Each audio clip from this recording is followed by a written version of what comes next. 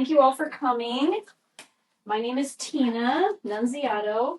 I am a certified holistic nutritionist. To tell you a little bit about myself, my faith journey to healing to where I am today. I went to ASU and got my bachelor's degree in marketing in 1996. I was all about business. My dad was a very big business guy and I wanted to be just like him. Did that, graduated, bought a house here in Peoria, went to work for a telecommunications company doing business development. I did that for 3 years until one of my very good friends from college said, come to San Francisco and start a .com with me. And at that time in my life, I was like, why not? I got nothing holding me back. I thought it would be a really cool experience. And it was an amazing experience to be there from 99 to 03. Got to watch the boom of all the .coms and got to watch the bust of all the .coms with all the money flowing through San Fran. I think I pretty much ate dinner every night at the launch parties that they were having in San Francisco. There was a launch party pretty much every night for these .com businesses that were getting millions of dollars from investors. So it was a fun time to be in San Francisco. To me, going through those 4 years was like me getting my MBA. I got to pitch to investors, went from being the COO to being the CEO of my business, sold my business to, it was a business in Park and Rec. We sold software to small Park and Recs. So I sold my business to one of the larger software companies, and they took our software and they merged it with theirs to make a bigger system for the bigger Park and Rec. So that was very cool. That's also where I met my wife, Dr. Liz Cruz. She was doing her GI fellowship at UCSF at the time. We actually met at church, which is kind of a cool thing. We were talking about Catholicism. I actually grew up Catholic. My parents were very, very involved in the church. So I was, in the church. It was my thing. And when I graduated from college, I actually taught religious education for a few years. I'm still in touch with all those 8-year-olds that I started teaching when I was 22. So it's cool to see, hang out with their families and stuff like that. When I met Liz, it was a time when I was in San Francisco where I was doing my business, but I really wanted to get out and meet people and do other things. And so the church that was right by where we lived in the Sunset District in San Francisco. And I just showed up and there was a guy there and I said, I want to get involved. And he said, well, why don't you help with RCIA, which is the Rite of Christian Initiation for adults. So I joined first class. This one shows up.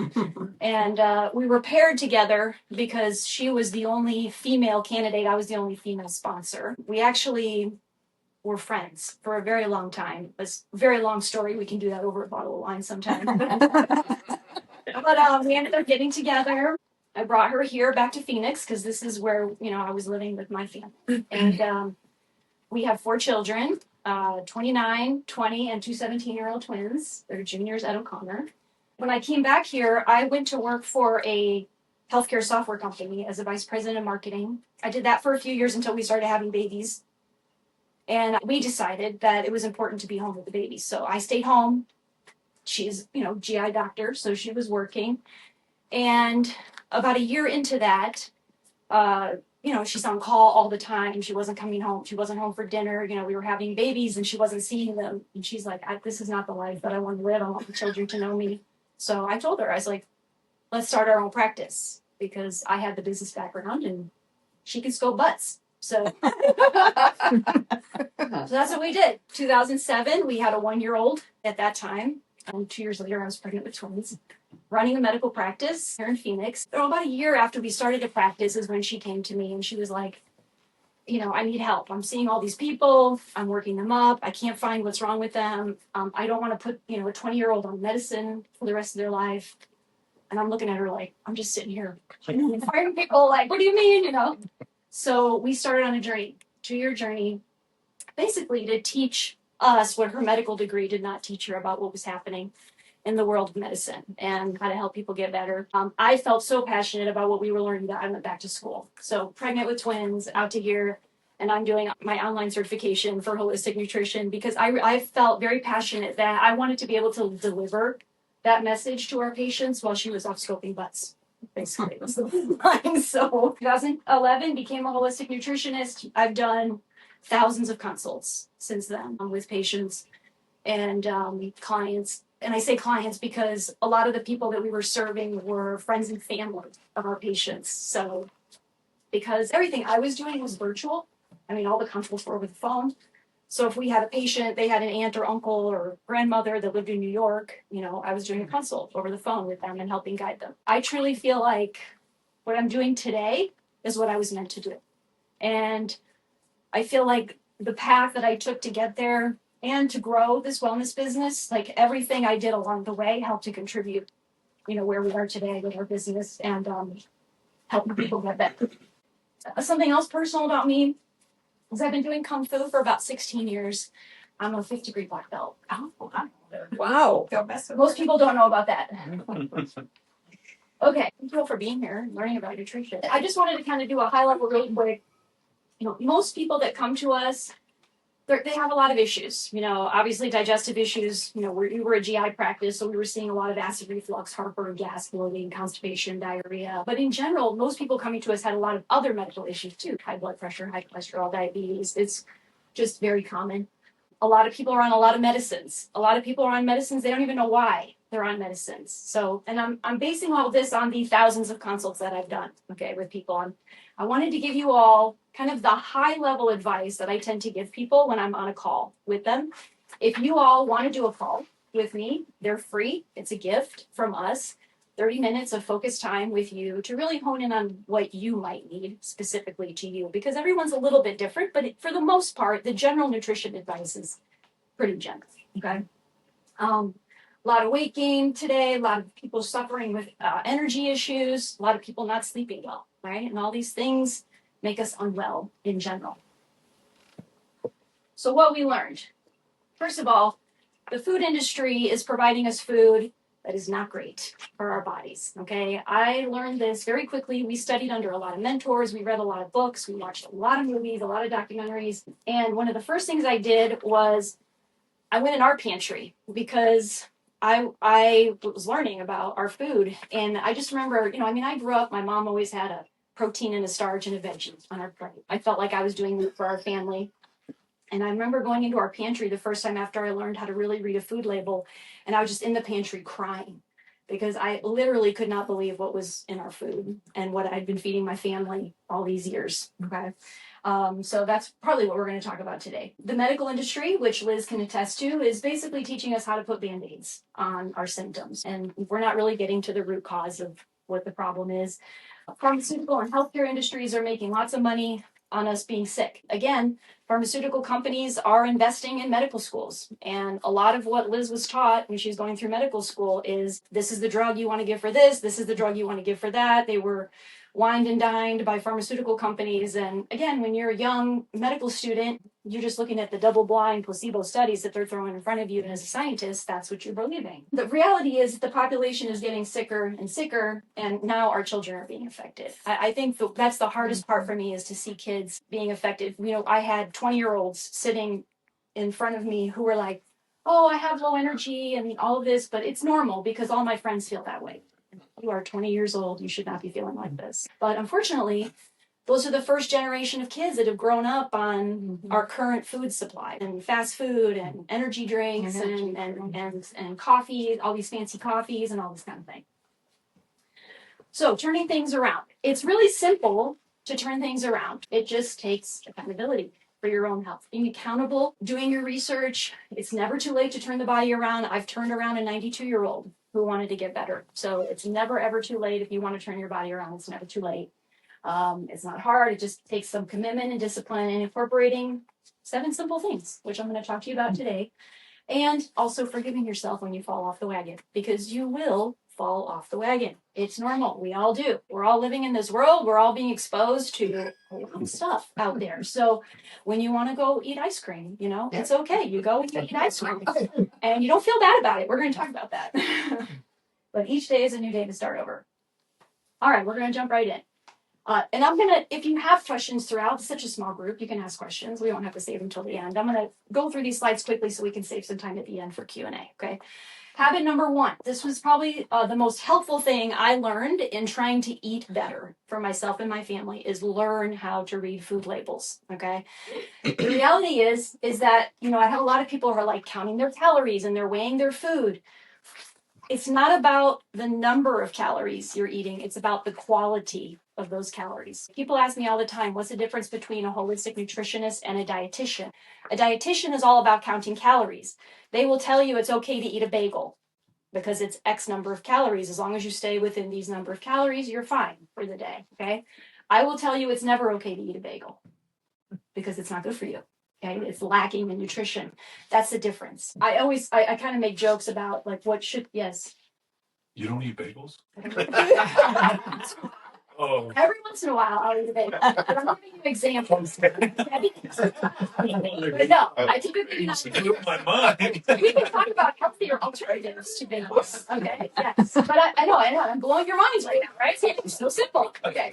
I do get that question a lot. Well, what's the difference between a dietitian and a holistic nutritionist, right? So dietitians are trained in calories. Okay. I'm not trained in calories. I'm trained in quality of food. That's the most important thing. Chemicals in our food are specifically designed by food companies to do a handful of things. Basically make them more money.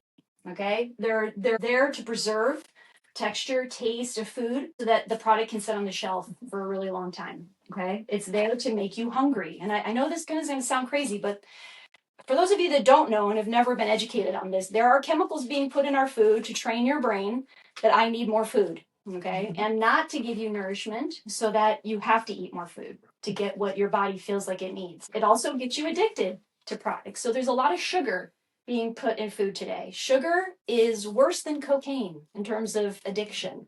And sugar is like poison to the body, but it's being put in everything. And I brought some cleaner products, but it's funny because I didn't have these products at home, but they're sitting here. Let me show you. There's sugar in this, there's sugar in this, sugar, sugar, sugar. Now, why is there sugar in our canned soup? Why is there sugar in our canned green beans? It's because they know that it's addictive and it's not nourishing. So it's just this whole, when you talk about weight gain, giving you disease, these food companies had to have a hand in everything. They have a hand in diet foods, they have a hand in pharmaceuticals, they have a hand in making money off of us eating a lot of crappy food and not being well. And there's a lot of salt too. And a lot of salt in these things, yes. So, the reality is that if we all got back to eating more whole foods again, we wouldn't have the problems that we have today. That's the bottom line.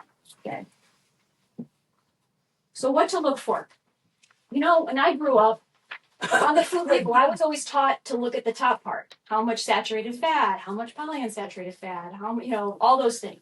I think they taught us to read up there because they didn't actually want us to focus on the ingredients in the food, okay? Because they have secretly, over the course of the last 30 years, started putting a lot of crap in our food. Things to look out for when you're reading food labels. I just gave you a list here of things that you can go home, and I just encourage you, go in your pantry. Instead of reading this area, okay, start to read this area. And I just want to point out that in this product, there are over 40 ingredients. Okay. Now, the difference between something like this and Amy's soups, have all of you heard of Amy's soups? She's everywhere. Okay. You'll see that it's literally just water and all the organic vegetables. That's it. It's very, very clean. And the reality is there is a clean version of every single thing that you're eating today. You just have to know what it is. So instead of buying this, you buy this. Okay. Same for chips, for example. I'll tell people all the time, they're like, I don't want to give up my bread and my chips and all that. You don't have to. Okay? There's a healthier alternative to everything you're eating. So instead of eating a bag of Doritos, for example, eat a bag of this, not the whole bag, of course, you don't want to eat the whole bag, right? Everything in moderation, but with a really healthy salsa is a really nice snack, right? You don't have to go without chips. You don't have to go without bread. There's a healthier alternative. Again, it's just knowing what those are to get the chemicals out of the food that you're eating. Does this make sense? Mm-hmm. What about a detox? Like, is that something that you suggest as well? Like, because I've heard a lot of health nut people, they like to detox their Yes.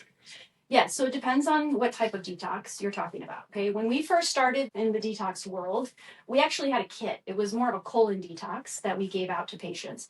And those can be very hard on the body. They're good for you. People feel really good after, but they're not something you can do all the time. Maybe, we had somebody come, they'll do it. Oh, I feel great. I want to do it again. No, you should really wait 2 or 3 months and then do it again, okay?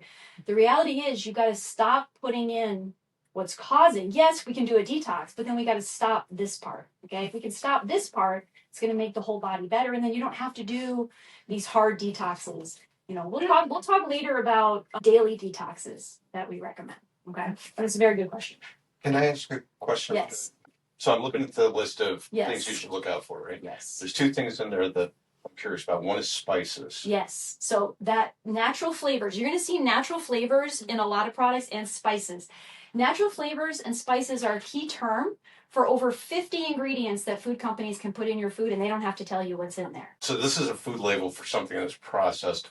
I use spices constantly. Yeah, so regular spices, fine. Not a problem. If it says on the label spices, you don't know. Okay? Gotcha. But if you're buying coriander, right, that's coriander. Okay. The other question I have is MSG. Yes. I'm Asian. I have MSG in my pantry. Yes. I use it in stir fries. Yes. How bad is that for me? It's pretty bad. Yeah. So I'm going to tell you something. So just a tip, like for cooking. Okay. Yeah. You'll actually be surprised if you take some of these things out. Yeah. It doesn't even change the taste of the food, but it's going to increase the health of the food considerably. Okay. Another example is I grew up. My mother fried everything. She fried all of her vegetables in oil, on the stove. Okay. And even if you use olive oil, which everyone's like, oh, use olive oil, it's a healthier oil. Okay. The minute you raise olive oil above 180 degrees, it turns into a trans fat. Okay. So what I do now is I steam everything. Okay, you get a nice steaming pot. You steam all your vegetables, and then after, put the oil. The oil is actually very good for you. It's a good, healthy fat, but not cooked. You want it raw. Okay. The other thing is soups. When I would make soups, I used to use bouillon cubes. Okay. Have you ever read the ingredients on the side of a bouillon cube? You're like, what in the world? So instead of bouillon cubes, we switched to broths, vegetable broths, and you can buy them in the. Again, read the ingredients, make sure there's nothing really bad in it, but you can make a beautiful soup without all the chemicals. Okay. It's just literally, it's not about going without, it's just switching just slightly, just to give you some tips. Yeah. Okay. What about, is it called aminos? Aminos, yeah, Bragg's aminos. Instead of the, Yes, that's a really nice option. Oh. Bragg's aminos. we've used aminos instead of the soy sauce. Yes. It's like a healthier soy sauce, basically. Okay. But is that okay? Yeah, we use Bragg's aminos all the time. Yeah, it's a beautiful Thanks alternative. for the suggestion. Yes.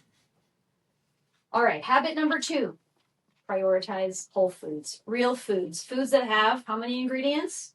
1 ingredient, okay? Vegetables, fresh, not frozen or canned. We'll talk more about this later, but anything that's been canned or frozen loses some of its nutritional value. Okay, so you want it as much as possible, try to eat fresh. And a lot of people will tell me, oh, my fresh vegetables go bad in the fridge, if I leave them in there. Okay, then don't buy them unless you're going to eat them. I usually go shopping once a week. I look out at my week. I'm like, okay, what do we have going on this week? I'm going to cook dinner 4 times. I need 4 greens. Okay, and then we're cooking dinner. Now, if we're home and only going to be cooking dinner 2 times for whatever reason, I'm buying 2 greens. Okay, you just cook. And then when you buy it, make it. Commit to yourself that I'm going to make this green or whatever it is, but try to eat the rainbow. Everybody knows what that means. Yeah. Okay. Fruits, again, fresh, not frozen, canned or dried. You see the list of fruits here that are really good. Whole grains. Now, this can be a little confusing. People are told to eat whole grains. I always try to explain to people that, because wheat comes up a lot with whole grains. Okay? There's a lot of gluten issues today, a lot of celiac disease. Okay. Wheat, obviously, has been around for centuries, right? Has never really caused any problems in people until the last 20 or 30 years. It's not wheat that's the problem. It's the processing of the wheat that's the problem. And this goes same for table salt. The process that salt and wheat and things like this go through, during the processing of those products, everything that's good about those products is literally stripped and chemicals are added. And it's those chemicals that are making us sick, giving us high blood pressure, giving us celiac disease, okay?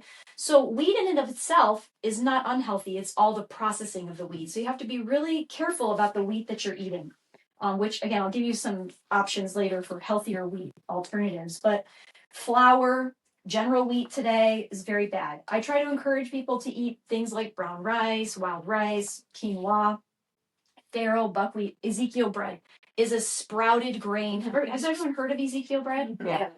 It's typically found frozen. Most grocery stores carry it today, but it's a living grain sprouted bread. You have to keep it in the fridge. I usually tell people to toast it before they eat it, because otherwise it tastes really cold, dry. But if you toast it, it tastes like regular bread. Comes in a lot of different flavors, but there's nothing bad in Ezekiel bread. It's like one of the top breads that you can possibly consume for yourself. Eat that instead of your bagel. Yes. Ezekiel bread. Ezekiel, the company, makes English muffins. They make tortillas. They make a lot of different alternatives out of that same living grain sprouted bread. So if you just eat Ezekiel products, you know you're going to be getting healthier. I was just reading because I love cheese. Okay. But my body's changing right now, so I'm seeking other dairies. I was reading the other day that the main ingredient in processed cheese is provided by Pfizer. Yeah. Which is insane to me. Like, I was like, when you go down that rabbit hole, it's crazy. Yeah, it is crazy who's involved in our food supply. Yeah. It is crazy. And I brought a couple other, like some of these products, stuff like this, brown rice noodles, whole grain noodles made from brown rice or rice pastas instead of wheat or white flour. And what's the brand on that one? This is Annie Chung's, and this is Lotus Foods is the brand. Lotus Foods. And these are the two brands that I tend to stick by when I'm buying pastas. And you can, just because they're Asian pastas doesn't mean you can't throw spaghetti sauce on top of them. You can eat these any way you would eat a normal pasta. But there are even healthier pastas. This is what I'm trying to share with you. Like this one right here, 2 ingredients, brown rice flour and water. That's it. There's nothing else in this product. And it's delicious. Our kids love this one. This one, organic brown rice flour and organic buckwheat flour. So 2 ingredients, and you can have a nice, healthy pasta meal. What do you say to families in your practice that, that are on a very tight budget? Because we know that the healthier to eat, it's usually more expensive. And, So are there alternative, cheaper options for, those kind of things? So just so you know, if you tried to go to the grocery store today and buy a bag of Doritos, it's not cheap. Right. It's $6 for a bag of Doritos. Okay. You can get 3 vegetables for the price you're paying for a bag of Doritos. Honestly. We've done a lot of videos through our wellness business where we've showed how you can make a healthy meal for under $10 for your whole family. It's so simple because you're getting back. You can buy brown rice in bulk, jasmine rice in bulk. You can buy that pad thai is $4. Okay, to make a nice meal for your family. A head of bok choy, that, and a thing of tofu or a can of kidney beans. You're looking at $10 to make a healthy meal for your family. Okay, it's a mindset shift. All right. I can't do that tofu. Yeah. The next thing is legumes, right? Eating more beans. A lot of people are not eating a lot of beans. You can buy really nice canned beans that don't have, but 1 or 2 ingredients, the bean and the water in it. I love beans, like kidney beans, for example. In my steaming pot, I'll chop up collard greens and I'll clean them and I'll throw a can of kidney beans on top and I'll let that all steam together. And then I'm throwing that on a pasta. I'm throwing that with some brown rice. And that's a meal with a side salad. When we started getting our kids to eat greens, you have to mix the green with a noodle or mix the green with a rice or mix the green because nobody just wants to eat a plop of collard greens or a plop of bok choy, right? And you mix it with the noodle, you mix it with the rice. Now you've got this beautiful meal for yourself. So trying to eat more legumes. I love using legumes in soups. Make for really wonderful additions to soups. Nuts and seeds. The importance with nuts and seeds is eating them raw and unsalted. Okay, so almonds, walnuts, chia seeds, flax seeds, pumpkin seeds, sunflower seeds. One of the things I love doing is going to Sprouts in the bulk section. I'll get like a handful of raw walnuts, a handful of raw, cashews, a handful of raw almond. Then I get a handful of raw pumpkin seeds, which are called pepitas. And I'll mix that with either a raisin or a cranberry. And I'll just go home and I just mix it all up, put it in a Tupperware, throw it in the fridge. Anytime you're buying raw nuts and seeds, you want to keep them in the fridge because if they sit out too long, they'll go rancid. But they can sit in the fridge for months. And you need a quick snack, you get a cup and just dip it in there and just be eating those as a quick snack in between meals or taking them on the road, take a baggie in my purse and bring it. And the kids will be like, I'm hungry, Mom. Here you go. Nuts and seeds, and they'll just sit back there and snack on them. Nuts are good for many people. except people that make kidney stones. Okay. They're not good for kidney Yeah. So stones. again, this is kind of general advice that I'm giving you. Okay. If you want to do a consult with me, I can give you very specific advice based on whatever situation you're going through. Unprocessed meats and seafood. I always tell people, you're going to eat chicken, beef, pork, those things. Just buy the stuff that's minimally processed, no hormones, no antibiotics. They will put it on the package. So in that situation, invest in yourself. Okay. If you're going to eat those meats, please eat the cleaner meats. Just the way that they're producing meat today. I don't know if you've seen any of these documentaries, but the demand for meat is so high that these meat producers have to make tons of chicken and make tons of pigs and grow these things very, very quickly. And what they're doing to do that is they're giving growth hormones to get them to grow faster. And then the environments that they're in are not very healthy. So these animals are getting sick, so they're pumping them with antibiotics. So everything that they're putting in, those hormones, those antibiotics, are now going into our body. Okay. Little girls now getting their period at 7 and 8 years old because they've been fed, chicken that has all these hormones in it since they were little. So it's, we don't realize we're thinking, oh, the FDA is watching out for us. Oh, no one's watching out for you. You have to watch out for yourself. Okay. You have to, if you did just even a little bit of research on what's being put in your food today, you'll be shocked. Yeah. So just trying to eat as clean as possible. If you are going to buy fish and eat fish, try to buy wild caught fish, not farm raised fish. Farm raised fish are kind of kept in an area and it's not very clean. So revitalized foods, again, these foods are just stripped of nutrients, minerals, and vitamins. Although it sounds terrible, this is primarily what we're eating every day. We're eating a lot of white food.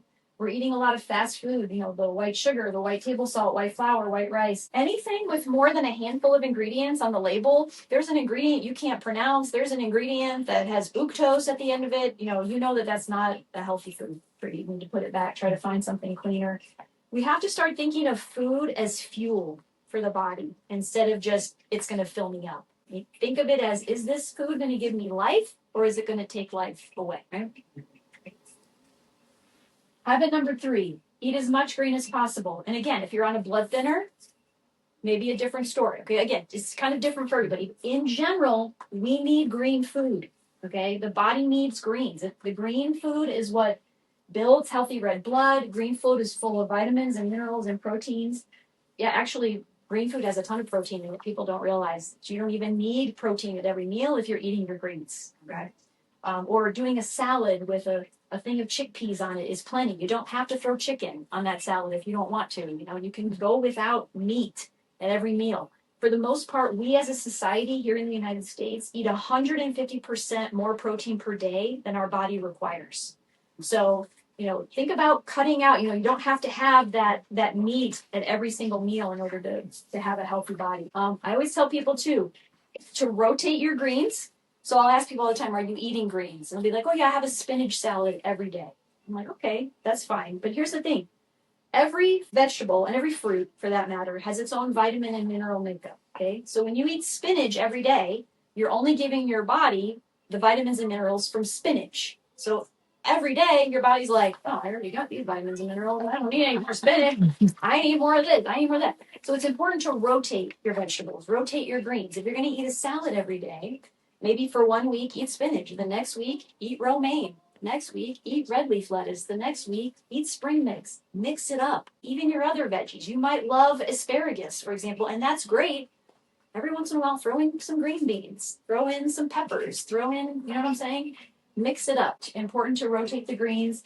And then if you're not going to eat greens, you absolutely must supplement them. We have a lot of friends, especially dudes. They do not like to eat vegetables. And I'm like, you have got to supplement your greens. Whether that's a green powder, in a smoothie, and a lot of people get on these multivitamins thinking, oh, I don't eat enough vegetables, I'm going to take a multivitamin. Then multivitamins became gummies. So now most of us are on gummy vitamins. Yes, not only are they loaded with sugar, but they're loaded with chemicals. And the more gummies you take, I want you to imagine all those gummies you're chewing up. It's creating, she's found boluses in people's colon of gummy vitamins. They can break down. The standard multivitamin, that hard compressed tablet that people are taking, okay, it's so compressed that it's not even breaking down in the body. She's finding whole tablets in people's colon of vitamins that you're literally buying, taking, and pooping right out. Okay. So it is true. Your body needs vitamins and minerals. If you're not going to eat them, you should supplement them, but you really should consider doing some type of green powder because your body wants to get vitamins and minerals from real food, not something that's made, in a lab, and compressed into a tablet. We have our gastro greens. The main reason why we made the gastro greens was to get people more vitamins and minerals because they weren't eating them. But in general, the head of lettuce that we eat today has a lot less nutrition in it than the head of lettuce like my grandmother ate. I mean, it's just the soil is nutritionally depleted. So even though, I'm trying to eat greens at every meal, I'm still taking 3 greens a day because I just want my body to make sure it has all the nutrition it could possibly get. What it means to eat green. All right, so this is always fun with the consults that I do. It does not mean a piece of lettuce on your burger, okay? It does not mean vegetable chips made of spinach. Green fruit, I mean, it's okay if you want to eat fruit, but it doesn't count for eating your greens, okay? Vegetables in general, a lot of people go, oh yeah, I eat vegetables. The main vegetables I get, corn, carrots, and peas, okay? Corn and carrots are not green. Peas are starch, okay? They do not count. So you got to eat your greens. Vegetables from cans or frozen packages. Again, it's okay every once in a while you want to eat from a can if it's more convenient for you, but just read the label. Make sure there's not sugar. Make sure there's not an overdose of salt. Like she was saying earlier, there is a lot of salt in canned products as well. So you got to be really careful with that. It does mean eating and drinking a fresh living green vegetable, trying at every meal. And if you're like, how in the world do I eat green for breakfast? There's plenty of ways. Okay. We love cucumbers in the morning for breakfast. I don't know, for those of you that like warm meals in the morning, like if I make quinoa or jasmine rice or brown rice for dinner, I always save some and I put it in a Tupperware. And the next morning I'll reheat it in a pot. And then I cut up tomatoes, English cucumber, avocado, throw some chickpeas in there. And then we'll add the Braxaminos, some sea salt and pepper. It's delicious. And it makes for a really nice warm meal in the morning, but you're also getting your veggies. Another easy way to get greens in the morning, smoothies. I love making smoothies. It's a great way to get your greens first thing in the morning. Some spinach or kale in there, or you could throw banana. You can, make it sweet, but make sure you get your greens in there too. But smoothies, steamed green veggies, like I was saying, eating salads, raw fresh vegetables. One of the things we love to do for snacks is celery in nut butters is a great snack. Everyone knows what an English cucumber is? Yeah. Okay, so we use English cucumbers, the ones, the long skinny ones wrapped in plastic, because they're easier to digest for people, and you can actually eat the skin. And the skin is softer. The skin is the most nutritious part of a cucumber. So a lot of times we'll buy the regular cucumbers, and then everyone's shaving the skin off. You're shaving off the most nutritious part of the cucumber. Okay? So get the long English cucumber. You can eat the skin easily. It's easy to digest. Good for you. But dipping those in hummus, for example, is a really nice snack. Dipping anything in hummus, really, if you like hummus, is a great plant-based protein to get your snacks in during the day with any vegetable that you love. Again, eat the rainbow, okay? Peppers, and grape tomatoes, and all these things. And a lot of people will tell me, especially as they get older, it's either lactose intolerance, so it's a dairy issue, or they can't eat their greens anymore. They can't eat a salad. A salad goes right through me. Okay, if that's you need digestive enzymes. That's a clear indication you're not making enough enzymes to digest your food anymore. No, we would see a lot of people in their 40s, 50s, and 60s starting to come into their office having issues with food that never had issues with food before. And it's because as we age, our enzyme production declines. Lactase enzyme is typically the first enzyme to go. So for me, I drank a lot of milk when I was growing up. My mom was very proud, 8 glasses of milk a day. Well, by the time I was 21, I was lactose intolerant, mainly because my body used up all the lactase enzyme to break down all the dairy that I was consuming. So if you're having issues with dairy, that's the first sign that you're having enzyme issues. Okay. Now, everything will continue to follow from that. A lot of times acid reflux starts to happen when we're not digesting our food well and food is sitting too long in the stomach because we're not making all those great enzymes anymore. So then they get on a PPI medicine, like a Protonix or Nexium or omeprazole or pantoprazole, and those medicines are cutting acid. So now we're not making enzymes or acid. So I want you to imagine how much digestion is taking place in the stomach. Not much, okay? Goal is try to get you off of PPIs by taking digestive enzymes with your meals. If you're starting to struggle with digesting food, get on a digestive enzyme before you get on a PPI. See if that helps. What brand? So that's the brand we have there is our brand. Dr. Cruz and I made a handful of supplements over the years to help with all the issues that we were seeing from patients. We used to recommend outside products to people. Most supplements on the market today have a lot of junk in them. Okay. We wanted to make sure that anything that our patients we were recommending to them, it was very, very clean and it was high potency. And after years of, sending people here and there, we're like, let's just make our own. So in 2015, we made our own stuff and we've never looked back. So our digestive enzymes, all the stuff that I'm telling you about today can be found on our website or on Amazon. Now, And this, go ahead. is this, would this help with like a lazy gut? Yes. So do you mind if I ask? I know. No, go ahead. So she's a vegan, and she has GI issues. Yeah. So when you just said this right here, I have the dairy, but you said that the greens run through them. What if the greens do the opposite? Can it clog? Constipate you? Yeah. Yes, same deal. So then it's still an enzyme issue? Yes, it really depends on your gut environment, your microbiome. So for you, enzymes and probiotics, for sure. Gotcha. Okay, and we have those too. So that I would definitely say again, if you want to do a consult with me, guide you. That's the thing. Depending on your situation, I can help guide you based on what you're suffering from. Okay. Yeah. But for sure, most issues with people is an enzyme issue. So our goal is to get a bottle of enzymes on every table in the world, because even children that struggle with digesting food or constipated, things like that, can be on digestive enzymes with their meals. Every capsule that we have, the capsule can be taken apart and the powder can be put directly on their food, and they can take that with their meal and help them digest. Habit number 4, drink water. This is probably the biggest tip that I can give people that makes the biggest impact on their life. Your body is 80% water. You have roughly 10 to 13 gallons of water in your body. Your body needs water to nourish its cells, and your body relies on water to flush out toxins. So if you want to be healthy, you want to lose weight, you must drink water. We're going to talk more about that. Symptoms and causes. Does that include electrolytes? Yes, we're going to talk about that. Oh, okay. Yeah. What was your question earlier, by the way? I'm on that stomach medication. Okay. So Like a we PPI? started eating right starting in January, where I take a picture of everything. Okay. I still can't get off that medicine. Yeah. So if I start taking these enzymes, do I take them with Yes. So how long have you been on the medicine? 2 years, 3 years? So you've been on it long enough where you definitely don't want to stop it cold turkey. Okay. So normally what I would do with someone like you at 2 years is I would have you take the enzymes with your meals along with your PPI for at least 3 months. Okay, so that your stomach gets used to the enzymes. Then you're taking it once a day, the PPI? Yes. Okay. Then I would have you go, after 3 months, I would have you go to every other day with the PPI. Okay. Make sure you're doing good. Do that for like 3 or 4 weeks. Then go to every 3 days.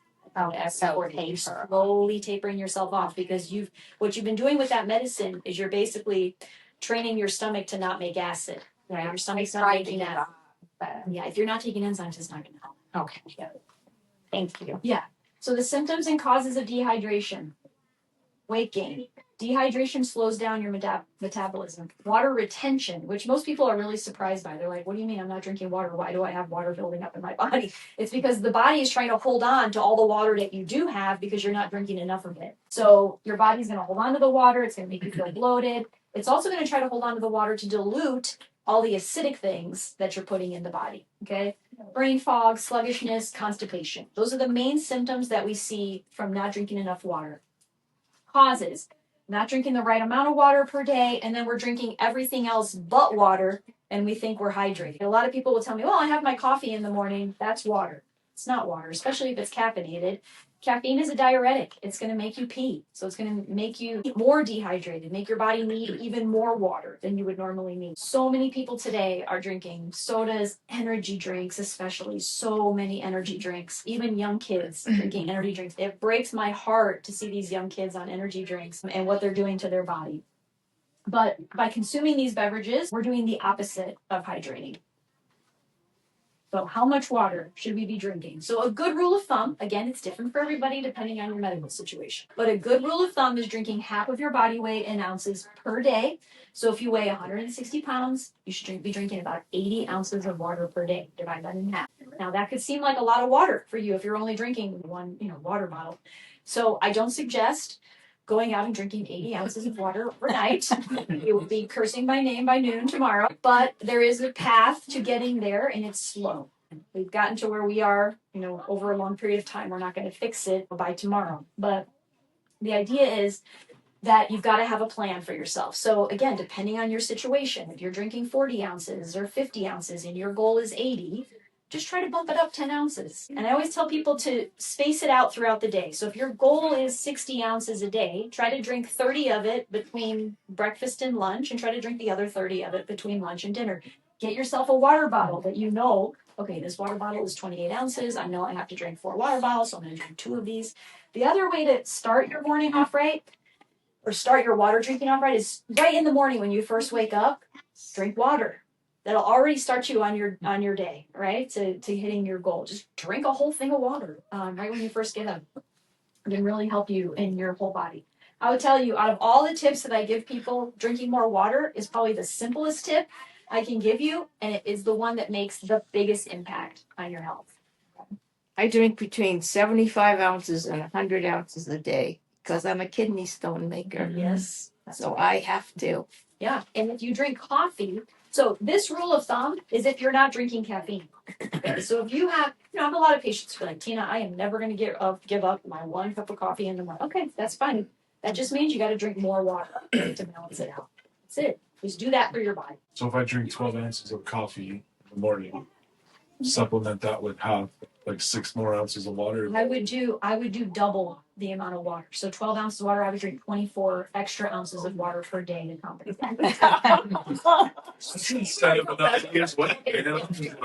I'm right there with you. I drink a lot of coffee. So the other thing I'll tell you is, again, if you've been drinking 12 ounces of coffee in the morning every day, it's hard to stop it.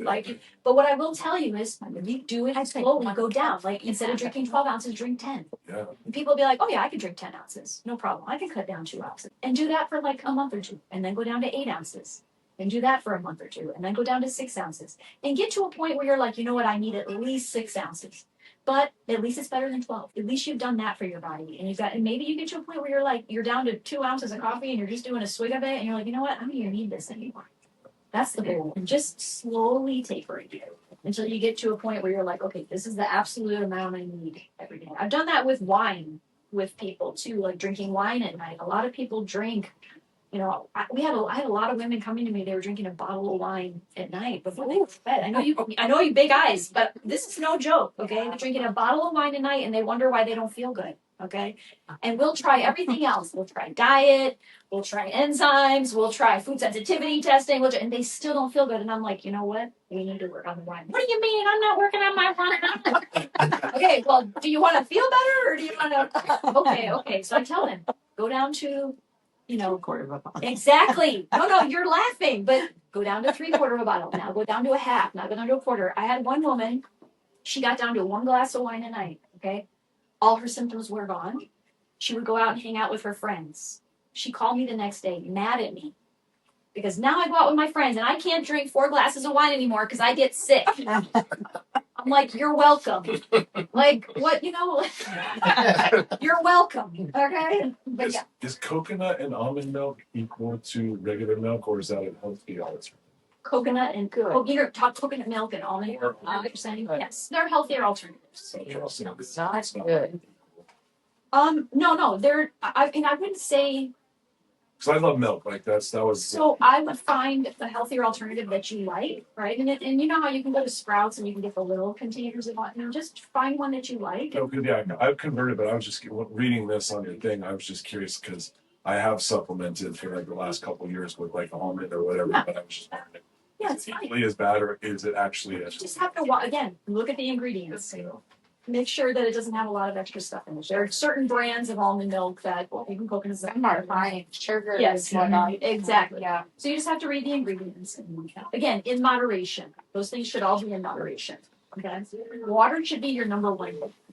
As far as hydrating with electrolytes, you brought up electrolytes. Thank you so much for bringing them up because they tend to get forgotten about and they're so critical for our overall health. We talked about how your body is 80% water. Your body is actually 80% salt water. If you've ever tasted your tears or your sweat, you're salty.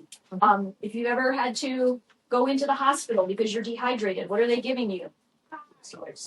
They're giving you saline, normal saline, which is salt water. It's not sugar water, it's salt water. So the body needs salt. Those salts, and I always tell people, don't confuse those salts with table salts, okay? Because I have a lot of people tell me, well, my doctor told me I have high blood pressure. I can't take salt, different salt, okay? We're not talking about white table salt. So the main salts in the body, sodium, potassium, chloride, calcium, magnesium, phosphate, and bicarbonate. These are the salts that are in your body that basically help your body to function properly. When you are sluggish or tired, your body is asking for salt, not sugar. Most of us either crave salt or we crave sugar. It's one or the other. Most people don't crave both. If you're craving sugar, it's because you're eating sugar regularly and you're on the ups and downs of sugar. So when you eat sugar, you're on this high and then you crash. And you're like, oh, I need more sugar. Give me my Snickers in the middle of the day. That's going to help get me up, right? It's not the Snickers. It's your body is asking for salt. That's what your body is asking for. But we're giving it sugar instead of salt. So if you can start consuming these healthy electrolytes, you're going to notice that salt and sugar cravings go down because your body is not going to need the sugar anymore. But your cells need electrolytes to communicate properly with each other. Most of the electrolyte powders that are on the market today are not very healthy for you. Again, if you read the labels, they have a lot of sugar in them. They have a lot of dyes. When Gatorade first came out, for example, like Gatorade is an example of an electrolyte drink, okay? When it first came out, do you know the reason why it's called Gatorade? Florida Gators. Florida Gators. The coach of the Florida Gators created Gatorade, okay? And when he first came out with that drink, it was very salty tasting. And everyone was like, I don't really like this. So what did they do? They put sugar, okay, because they wanted to get people to drink it. Now, if you go to the store to buy Gatorade, it is probably the worst product that if you looked at the ingredients, not only, I mean, they say they cut out the sugar, which they didn't, but now they've added all these chemicals, artificial sugars, dyes. It is so bad for you, Gatorade. And the electrolytes that are in Gatorade are like the last ingredient. Like one of the things I forgot to tell you about food labels is the way to read a food label is whatever is listed first is the thing that has the most. And then as it goes down, it has, the least. If you read the back of a Gatorade, it's the first 4 ingredients of water, but then after that is literally like 2 different kinds of sugar, 3 different kinds of artificial sugars, and then at the very bottom it's electrolytes. It's really, really bad for you. So, but electrolytes are really important. And these powders that started coming out, they're very popular now, like the LMNT and Liquid IV, right? They all started coming out in the last few years because I'll tell you why. People don't like drinking plain water, okay? I had a lot of patients tell me, I don't like plain water. So let's put a flavor in our water. So they started coming out with flavored waters, and then it was the health kick. All right, let's make them healthy now by putting electrolytes in them and market them like that, okay? Again, though, they haven't gotten rid of all the flavorings and all the sugars and the dyes in these powders, but people are drinking them, again, like crazy because they don't want to drink plain water.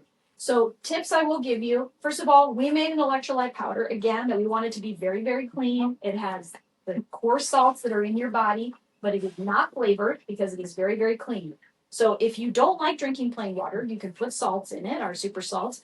But you can also put fresh lemon, fresh lime in your water. If you like fruit flavor, you could throw blueberries in your water, strawberries in your water, watermelon in your water. You could throw all different kinds of fruit in your water, but fresh. Everything is fresh to give yourself a different flavor for your water to get away from all these powders and these dyes and things like that. But electrolytes are critical, okay? And like I said, once you start on electrolytes, you should notice that sugar and salt cravings go way down. Because you'll be replacing what your body needs. Number 6, eat for purpose, not for convenience. So, fast food is so popular because it's quick and it's convenient and it's usually inexpensive. I don't know though. Usually go through like now Chick-fil-A or McDonald's. The food's not that cheap anymore. But the reality is fast food is everywhere. It's really easy to make bad choices because it's on every corner. And like I said earlier, for $5, it'll fill you up. It's cheap because it's made with cheap ingredients. So you have to think that it's really costing you your health and vitality. So how cheap is it really? Okay. And people will tell me all the time, this is what you're asking, that I can't afford to eat healthier. First of all, there are plenty of ways to eat healthier. We made a cookbook showing you multiple different things that you could do for under $10. But the reality is, you have to think of food as fuel, and you have to think of it as an investment in yourself, not an expense. You're going to spend your money one way or another. You're either going to spend it on being healthy, on good food, or you're going to spend it on being sick, on medicine and doctor's office and testing and all this stuff. So where do you want to spend your money? You want to spend it on being well, or you want to spend it on being sick? So just some tips to avoid fast food. Don't wait until you're hungry to decide what you're going to eat, because you will always make a bad choice, because that's what is around you. Bad choices. You already know you're going to be hungry. We're hungry every day, all throughout the day. So before you go to bed at night, just think about, what does my day look like tomorrow? What are we going to eat? Where are we going to be? Have a plan for yourself, even if it's just in your head. If you're going to be somewhere where maybe you know that you're going to be here and then maybe there's a gap, bring some snacks with you. So you don't, again, that you're not out and about making a bad choice. Bring a bag of nuts, bring some cut up cucumbers and hummus, throw it in your bag with you so you can eat that in between, your crazy day or whatever. Or no healthier choices. Instead of McDonald's, maybe go to Panera Bread and get, a soup or something instead of, or just make the decision to wait. This was important with our kid. I'm hungry. Okay, it's okay to be hungry for a little while. We don't have to eat immediately as soon as you get hungry. We can wait an hour. It's not going to kill you to not eat, right? We're going to get home. We're going to make a healthy meal. So we have 4 kids. There was a period of time in our life where we were very, very busy. We were going in 100 directions with these kids, taking them everywhere. And I don't care if it was me leaving work early or prepping the night before, I always made a dinner every night. 30 minutes, I'd stop and make a healthy meal for my family. And if that meal had to sit there and wait for us to get home, or that meal had to, be in the fridge overnight until the next day, I always made a plan. And we knew that we were going to come home and eat something healthy. Even if it was 8 o'clock at night, it didn't matter. And then moderation is key, the 80-20 rule. So this is where we get to having fun in life, okay? Because you gotta have fun. We're all living life, right? I mean, you want to have a glass of wine every once in a while. You want to go have ice cream every once in a while. You want to go out with your friends and, have dessert or whatever. I mean, it's okay. I mean, we're all living life. It's important to enjoy life. I'm not just about, oh, you've got to eat like this, 100% of the time. If you try to eat healthy 80% of the time, again, it tastes so good to eat healthy, then you can allow yourself 20% of the time to go cheat and have fun and not feel guilty about it. If that's the most important part, is not feeling guilty about splurging every once in a while on something. Okay. And then to your question, if you can't slow down on processed food, fast food, sugar, caffeine, alcohol, nicotine, recreational drugs, so many people are on recreational drugs these days, consider taking a healthy probiotic. We have a daily detox supplement that works at the blood level that can help people. And we also have a liver supplement. So if you have fatty liver or you're struggling getting off of processed foods, fast foods, it can help clean the liver out too. So those are just some, tips there for in moderation. But what to avoid, I'm not going to go through all these in detail. I just wanted to put these on the slides for you to give you some tips. Caffeine, processed meats, sugary foods, sweeteners. I just put in there what these things are causing so you can read about that. Smoking and vaping is probably one of the most unhealthy things you can do for yourself. These oxidized seed oils, refined carbs, there's your bagels. And excessive alcohol. These are the main things you want to try to avoid or do in moderation. Okay, when I say moderation, no more than 2 to 3 times a week for these things. So simple habits, learning to read food labels, prioritizing whole foods, eating as much green as possible, drinking the proper amount of water per day, drinking electrolytes in your water, eating for purpose, not for convenience, and moderation. Again, this is a lot of information. Okay, if you're looking at this going, there's no way I could do this, this is the way I'm eating and I'm going to eat like this forever. Just do it in baby steps. Create a plan, write it down. I'm going to talk about that next. Find out what you like, stick to it. That's another thing I hear from people all the time. Well, I don't want to eat the same thing every day. Okay, I get that a lot. And then I'm like, what are you eating for breakfast? Well, I eat yogurt and blueberries every morning. Yeah. You're eating the same thing every day. So look, we tend to stick to the same things all the time. So it's just kind of making a slight switch and then, find 2 or 3 things you can have for breakfast. Find 2 or 3 things that you love for lunch. Find, a handful of things that you can make for dinner and then stick with those things. It doesn't have to be complicated. Okay. And again, don't get discouraged if you fall off the wagon. But just some final baby step takes, just focus on a meal every day. So if this seems overwhelming to you, water, the food, just pick one meal. You know, maybe it's meatless Monday. Hey, tonight we're just going to eat soup with lentils, or we're going to have, you know, a pasta with bok choy and kidney beans on it, or whatever. You know, one night that we're just going to focus on doing good. Or I'm just going to eat breakfast really good every day. Just do one thing. Or I'm just going to start increasing my water intake. And just whatever you decide to do, make a plan, write it down, create your plan, and execute to it. And then when you get really good at that one, then do something else. And you're going to slowly change the way you're eating. You're going to slowly change how you're drinking. Anything that you want to cut out or reduce, like I said earlier, do it slowly. Baby steps. Anything you want to increase, do it slowly. So if you're drinking 5 cans of soda a day and you're only drinking 2 water bottles a day, say, okay, I'm going to drink 4 cans of soda a day and I'm going to drink 3 water bottles a day. And then do that for like a month or two. Then go down. I'm going to drink 3 cans of soda and I'm going to drink 4 water bottles a day. You see what I'm doing? Down, up, down, up. So you're slowly decreasing one while you're slowly increasing the other. That's what's going to give you the lasting effect. If you tomorrow tried to cut out soda or tried to cut out fast food or tried to cut, you won't be able to do it. It's too hard. This stuff is too addicting. Okay, I always tell the story when we were on this journey. Our 20-year-old was then 3 years old. Okay, and we decided that we were going to completely cut fast food out of our diets. We weren't eating it a lot anyway, maybe once a week, you know. So we said, okay, we're just going to cut it cold turkey. Well, every Friday after preschool, I would take him to McDonald's. That was his treat for the end of the week. Okay, and we stopped cold turkey. No joke. For a month and a half, this kid would bang his head on the back window for McDonald's. For a month and a half.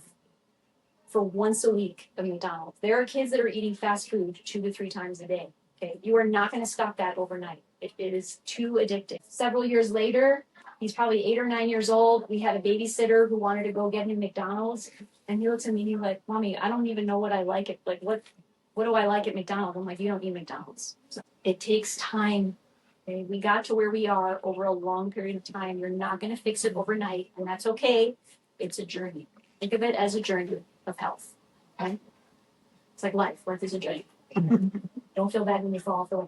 We have a food alternatives packet on our website. It's $6.50. It's literally a package that says, instead of this, eat this. Instead of this, eat this. Instead of this. So it gives you all the brands of products. You know, if you want all the different brands, the healthier versions of what you're already eating, that's an option.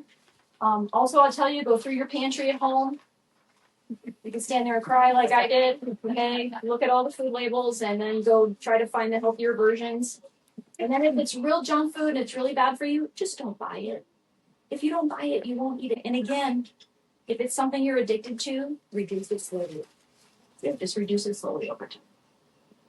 All right, last slide is looking to connect with us. Our website is drlizcruz.com. You can go out there to book a free wellness consult with me. It's a magenta colored button on the homepage. You can click, book a free consult.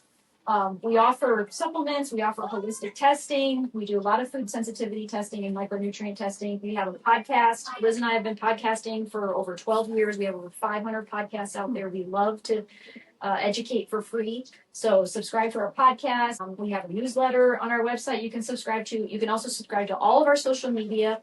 We're doing a series right now on social media on greens, specifically how to get more greens into your day. We talk a lot about gummy vitamins and stuff like that out there. So if you follow us on social media, all of our products are available on our website or on Amazon or TikTok Shop. We just got on TikTok Shop. To fill out. Any questions? So do you have very many kidney stone patients that you counsel? Because you constantly say go green, and spinach, rhubarb, kale, all those things are bad for kidney stone. I can give you some tips on greens, but even taking our greens. I've got a lot of kidney patients that are taking greens in just a couple of days. The supplement. Yes, exactly. Supplement and pill or the powder? So the pill is a powder. Oh. So you can either take it as a pill. So we put it in capsule form because people don't like, if they're not eating greens, they're typically not going to like a powder being put in their drinks. So we put it in capsule form so they can get their greens without tasting them. But all those capsules, like I said, can be taken apart. You could put the powder in smoothies or whatever. Yeah, or right on your food. But that would be helpful for you. Yeah. I do deal with a lot of people that have kidney issues. What about like gastroparesis. Yeah, so enzymes free for sure. Diabetes. Yes, enzymes and probiotics for sure. If you're struggling with constipation, I'm always putting people on enzymes, probiotics, and the super salts. So the super salts are meant to be put in your water throughout the day, right? And you drink them, but we use them too to help people get off of things like Miralax, because those medicines, those constipation medicines, they have medicine in them that basically tell your colon, hey colon, you don't have to do the job. This medicine's going to do the job for you. Right? And so over time, we have people that have been on Miralax for 10 plus years. Okay. So their colon doesn't even know how to be a colon anymore. Right? Your colon is a muscle. Its job is to squeeze. And if it's not squeezing anymore, then it's not going to function properly for you. So I tell people, we use the super salts. What we do is we have them do what's called a salt shot every day. They take a little bit of water, they'll put a full scoop of the salts, and then they shoot it like a shot, and they follow it with 2 water bottles. So like 32 ounces of water within 15 minutes. You drink a lot of water really fast, basically. And what that does is it floods the gut with that high electrolyte water, and it's going to force your colon to start squeezing again. It's almost like taking your colon to the gym. We've got to retrain the colon how to do its job. So again, somebody who's been constipated for 10 plus years, it might take doing a salt shot for 3 months straight before you start seeing where you don't have to do the salt shot anymore. You're just waking up going, oh, I gotta go. That's the goal. But for some people who just started not feeling well, they could do a salt shot for a week and all of a sudden their colon is like feeling better.